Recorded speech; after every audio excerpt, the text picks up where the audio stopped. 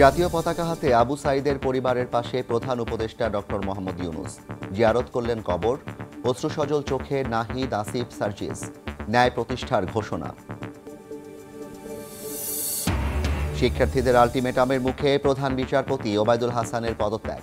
সরে দাঁড়াচ্ছেন আপিল বিভাগের 5 বিচারপতিও। দায়িত্ব ছাড়লেন ঢাকা বিশ্ববিদ্যালয়ের উপাচার্য।